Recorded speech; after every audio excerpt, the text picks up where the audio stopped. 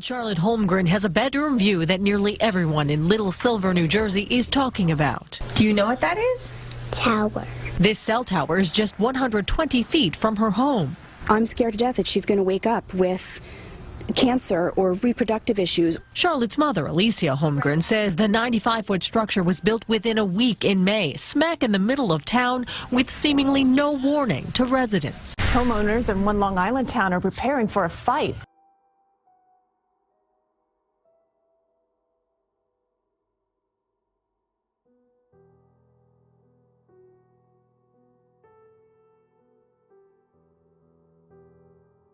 Two dozen cell phone repeaters installed in front of their homes. It was done legally, but residents say they were never told that it was happening. CBS 2's Kettle Gussoff reports now from Woodbury.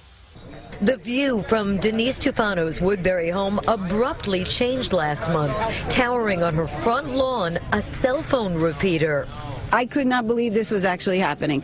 I said, how could the town permit this? How could they do this to us? She and Woodbury neighbors fuming over the placement of 22 cell repeaters for Verizon in front of homes on what's technically public property without notice or compensation. You couldn't give me $10 million for this, okay?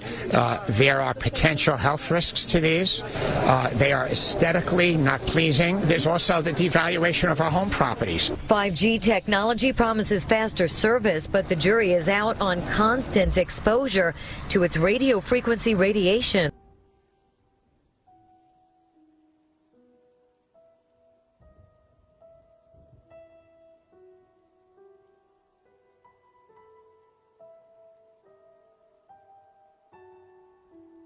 .5G technology promises faster service, but the jury is out on constant exposure to its radio frequency radiation. Your cell phone you use, you put down. Microwave you use, you stop. This is constant bombardment, and we don't know what is the long-term.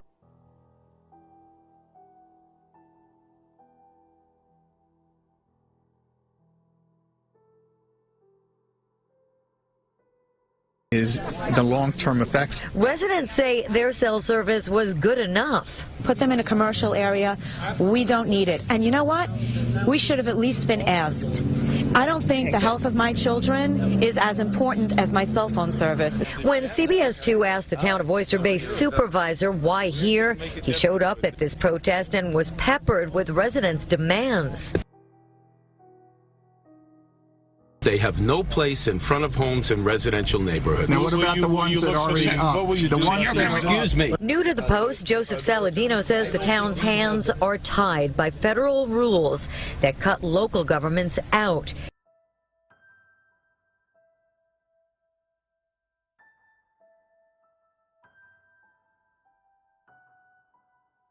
Town Supervisor Saladino vows to do everything in his power to get these taken down and prevent new ones from going up in front of homes.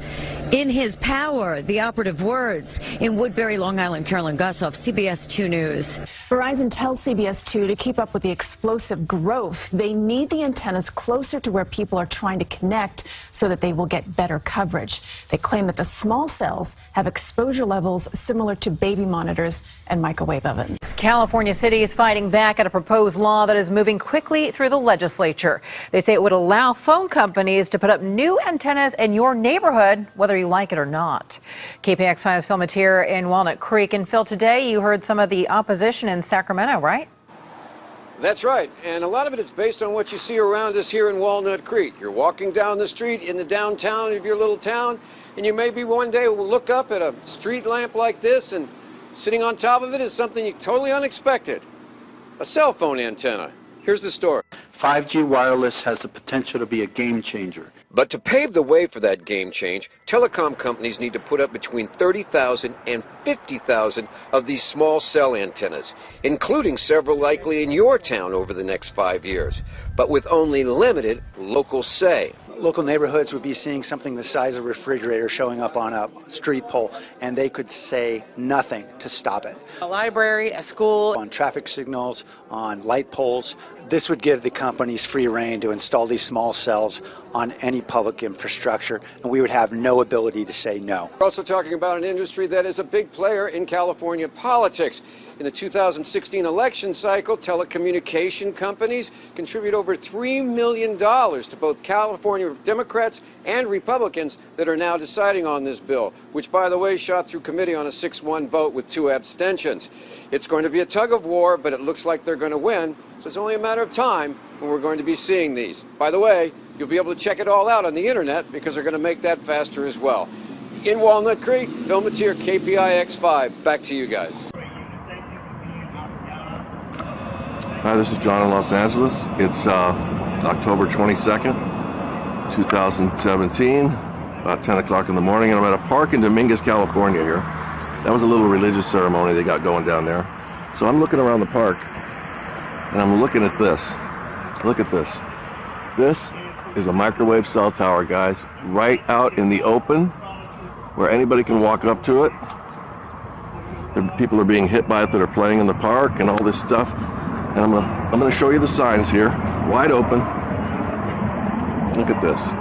You can freeze frame the video if you want to read some of this. I won't stay on it too long, but just take a look at this.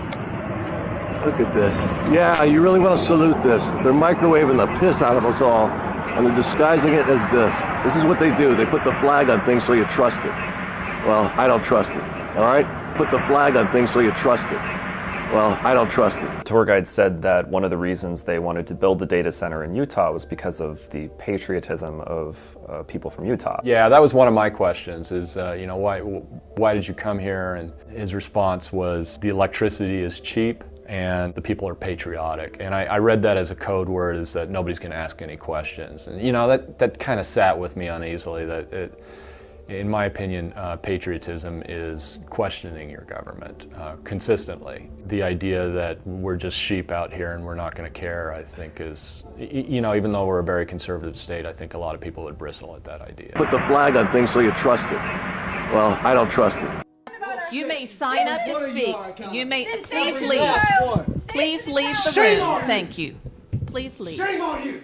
Tempers seemed to flare at the county school board meeting. This as board members heard from the public about putting up a cell tower on the grounds of Shadyside Elementary School. You are the deciders. The process started here, the process tracks here, the process ends here. Those opposed to the cell tower, some of them parents, say they have long-term health concerns.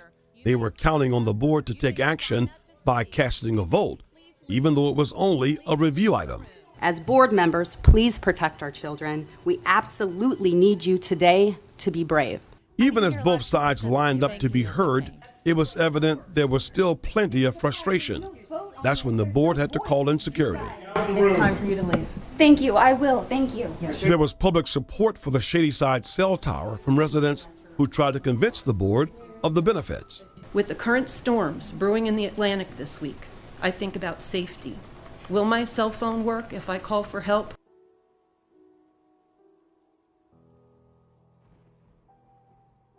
I think about safety. Will my cell phone work if I call for help or try to let my family know that I'm okay?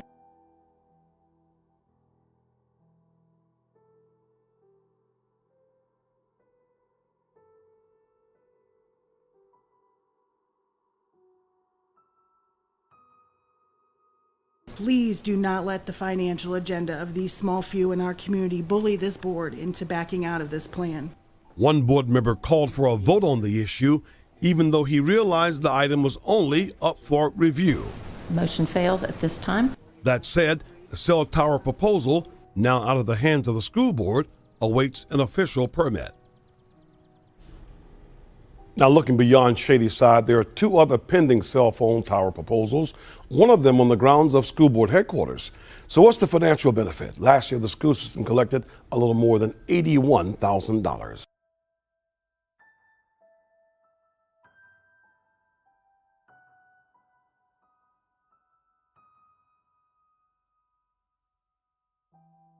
Live in the studio, Tim Tootin, WBAL, TV 11 News.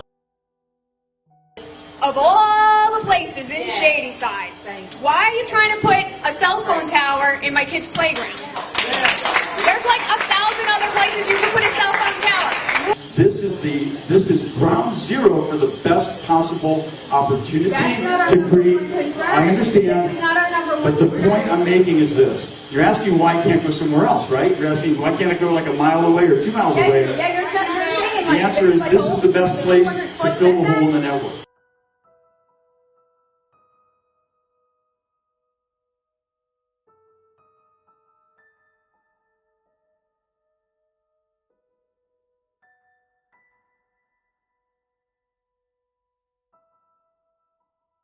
You're asking why can't I go like a mile away or 2 miles away? The answer is this is the best place to fill the hole in the network. Really? There's really everywhere else in Shadyside. You're trying to tell me everywhere else in Shadyside you can't get more than 200 feet from a building or somebody's property line or whatever. That's what you're trying to tell me? What I'm saying. And will you be guaranteed? Will we be guaranteed that the school is the cell tower is safe for us kids, and we won't get some sort of cancer or anything like that? Because I don't want cancer. That's a great Can I ask what grade you're in? What? What grade are you in? 5th. You're in 5th grade. Yeah. Okay. Going into 5th. When my son was 9 years old, in the 3rd grade, he was diagnosed with leukemia. He went to a school where there was a cell tower within 300 or 400 feet from his elementary school, his Forest Hill Elementary School in Fairfax County.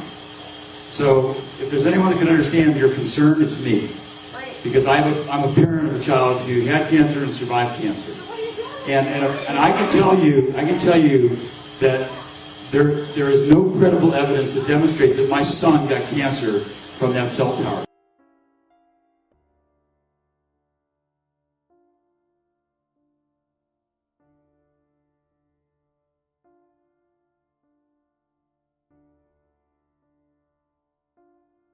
That there is no credible evidence to demonstrate that my son got cancer from that cell tower.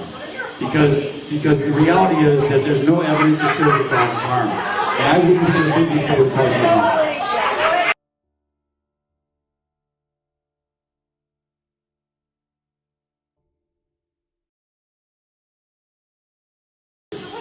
And I can tell you that there is no credible evidence to demonstrate that my son got cancer from that cell tower. Because the reality is that there's no evidence to show that God was harmed. And I wouldn't have been before the president. Verizon cell tower will go up in Appleton. A judge ruled in favor of the company last week, but the city of Appleton and nearby neighbors are not happy with that decision. Fox 11's Alexa Santos has this Fox 11 follow-up.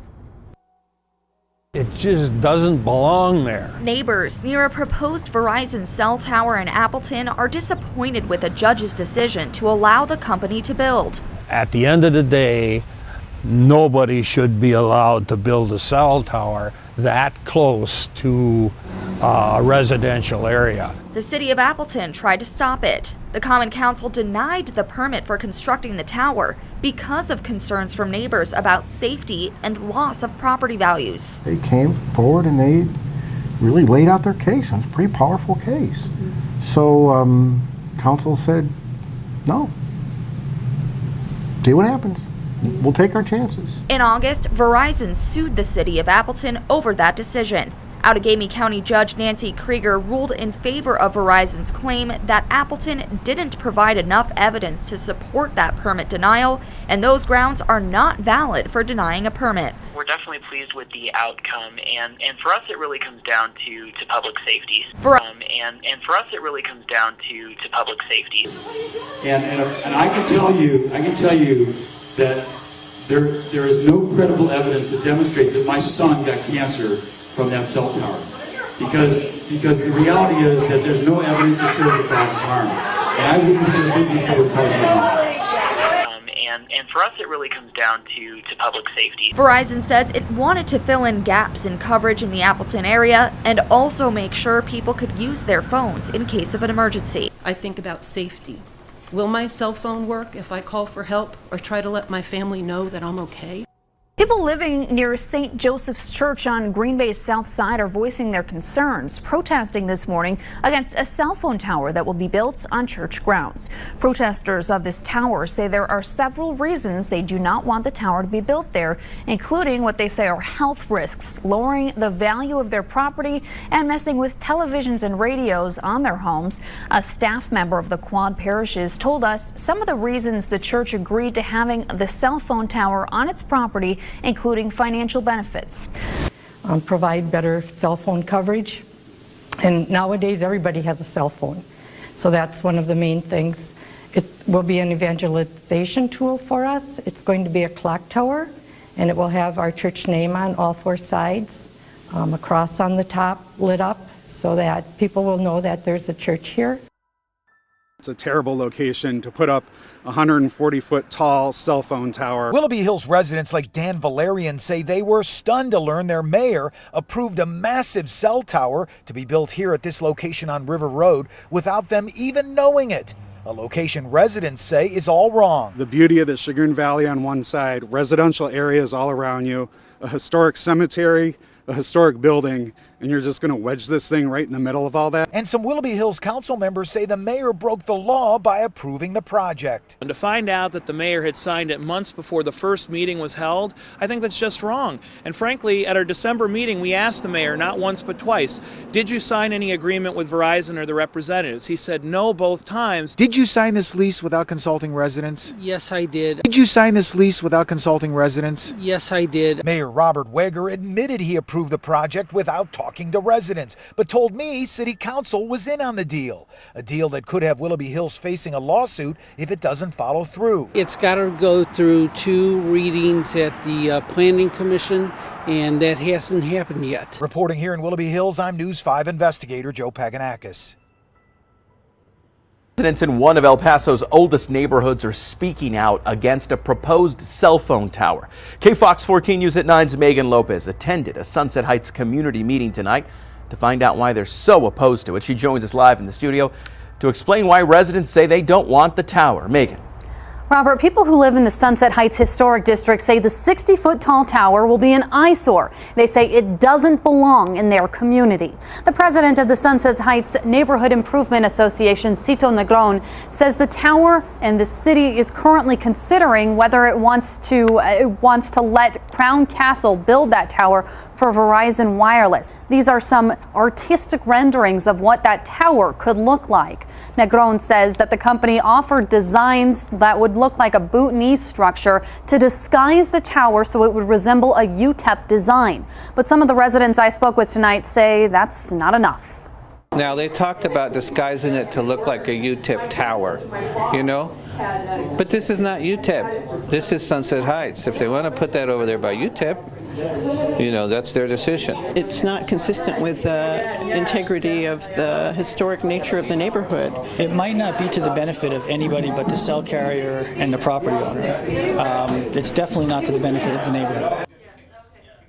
Aside from being an eyesore, Negron tells me that the company has to get special permission to build that tower in that area because it's so close to some houses. Tonight, Sunset Heights residents met at Hal Marcus Gallery to discuss their options. Some have sent letters to the city's planning commission to ask for another area to be chosen for that tower. The city's planning commission is set to hear the cell phone tower proposal tomorrow afternoon. Reporting live, Megan Lopez, KFOX 14 News. Every new generation of wireless networks delivers faster speeds and more functionality to our smartphones. 1G brought us the very first cell phones, 2G let us text for the first time, 3G brought us online, and 4G delivered the speeds that we enjoy today. But as more users come online, 4G networks have just about reached the limit of what they're capable of at a time when users want even more data for their smartphones and devices. Now we're headed toward 5G, the next generation of wireless. It will be able to handle 1,000 times more traffic than today's networks, and it'll be up to 10 times faster than 4G LTE. Just imagine downloading an HD movie in under a second, and then let your imagination run wild.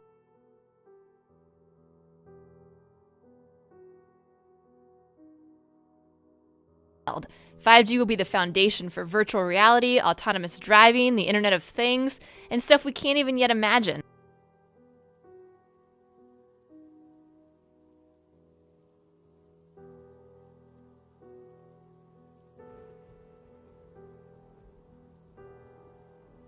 But what exactly is a 5G network?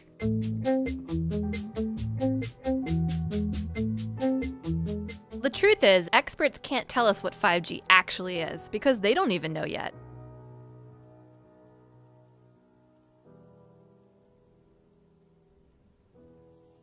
Your smartphone and other electronic devices in your home use very specific frequencies on the radio frequency spectrum, typically those under 6 gigahertz.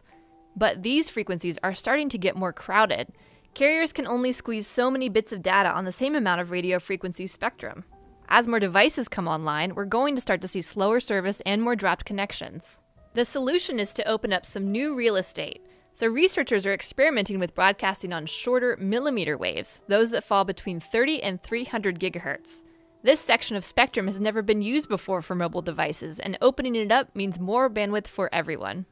But there is a catch. Millimeter waves can't travel well through buildings or other obstacles, and they tend to be absorbed by plants and rain. To get around this problem, we'll need technology number 2, small cell networks. Today's wireless networks rely on large, high-powered cell towers to broadcast their signals over long distances. But remember, higher frequency millimeter waves have a harder time traveling through obstacles, which means if you move behind one, you lose your signal. Small cell networks would solve that problem, using thousands of low-power mini base stations. These base stations would be much closer together than traditional towers, forming a sort of relay team to transmit signals around obstacles. We know people are already getting sick from the lower frequencies, and we expect, that is our scientists expect, that these higher, ultra-high frequency microwaves are going to bring people to disease quicker and in a more intense form. The other problem with 5G technology is these microwaves are very short. So our old microwaves were about 2.5 to 3 feet long. These are now about 1 inch to half an inch long. And they don't travel very well. So they're going to have to put a little cell tower transmitter in front of about every 2 to 10 homes. Now this is a big problem because we know that cancer rates around regular cell towers are about 3 or 4 times what they normally should be. We also know that there's neurological symptoms that increase as you get closer and closer to a cell tower. Now these new transmitters are going to be placed close to people's homes. It's going to be continuous exposure as with other cell towers, but it'll be emitting a much more higher frequency, high intensity wireless radiation. From documents dating back into the early 80s, we see that the military had discussed the possibilities of mind control through radio frequency energy. The possibility is there. The military has studied it. A 1982 Air Force report called radio frequency energy a major new research initiative and said that RF can, quote, disrupt normal purposeful behavior. A 1987 military report called for more research on RF energy as a non-lethal weapon, while pointing out that most of the existing technology is classified. And sure enough, in 1993, there was a big conference at Johns Hopkins University. Here, the entire conference was classified, but the agenda wasn't, and weapons using extremely low radio frequencies, or ELFs, were listed as a very attractive option. This document from Maxwell Air Force Base lays out the use of electromagnetic weapons technologies for debilitating human beings. Using electromagnetic warfare against human beings, you can cause disease, you can cause hysteria, or you can cause passivity for population control. Extremely low frequencies affect us because they are the same frequencies that our brains output. And when they're in the environment around us, our brains try to entrain to them. So our brains try to mimic those signals. And if those signals are not good ones for our behavior, then we can fall apart. We can behave differently. We could get sick. We could feel very stressed and not know why. If we could ever learn how to electronically stroke the ionosphere, this layer that begins about 30 miles above the Earth's surface that's electrically charged, if we could ever figure out how to electronically stroke it, he said, to get it to send a signal back to the Earth, we could affect the behavior of people over huge geographic areas on a hemispheric basis. And it wouldn't affect everyone. It would affect 70 or 80% of the population is what they more or less figured. But this was a technology that didn't exist in 1969. Suppose you generate a field that produces fear, fundamental fear, in large numbers of people. than over the television, more traditional ways. You say, the reason we're having this fear is because of this particular group. And now you start to move the population believing in a direction that you wish. To influence 250 million people, the equivalent of the entire population of the United States, may not be that difficult. According to Dr. Persinger, we already have the technology. Well, it's a never-ending battle, preserving history as growth swallows it up. People living in historic Raleigh neighborhoods are worried about cell phone towers going up in their area.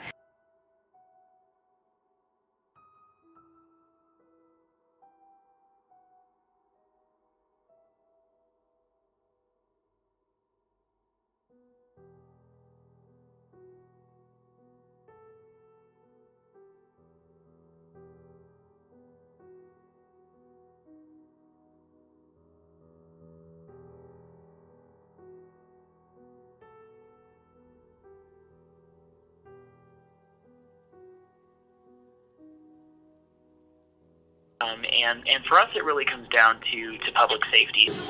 And I can tell you that there is no credible evidence to demonstrate that my son got cancer from that cell tower, because the reality is that there's no evidence to show that God is harmed. And I wouldn't have been before the president.